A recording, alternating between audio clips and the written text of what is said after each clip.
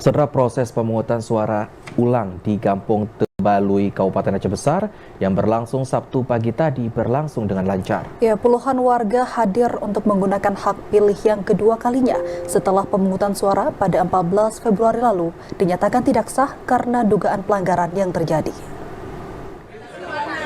Sejak tempat pemungutan suara TPS 1 di Kampung Tebalui dibuka Sabtu pagi pukul 7 waktu Indonesia Barat, warga telah berdatangan ke pekarangan masjid kampung setempat, lokasi berdirinya TPS.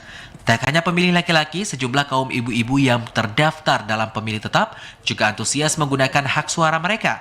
Sehingga menjelang penutupan, jadwal pemungutan atau sekitar pukul 12, 80% dari 177 pemilih TPS ini telah hadir untuk memilih menggunakan hak suaranya.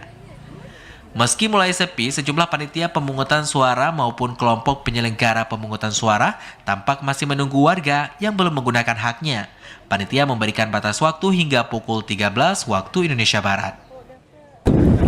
Sampai saat ini sudah sekitar jam 12, sekitar dari 100 jam 1 nanti. Setelah selesai langsung dilakukan penghitungan. Ya, tadi mulai jam 7. Jam 7 ya. Warga pemilih sudah mulai datang pukul berapa? Warga jam 8 kurang sudah di sini. Jadi warga antusias untuk pelaksanaan pemilu.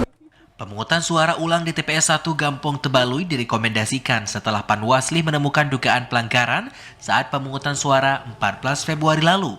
Meski tidak masuk dalam daftar pemilih, namun 4 warga asal Kabupaten Aceh Selatan dan luar Provinsi Aceh diketahui ikut memilih di TPS ini. Dari Aceh Besar, Arman Konadi, TVRI melaporkan.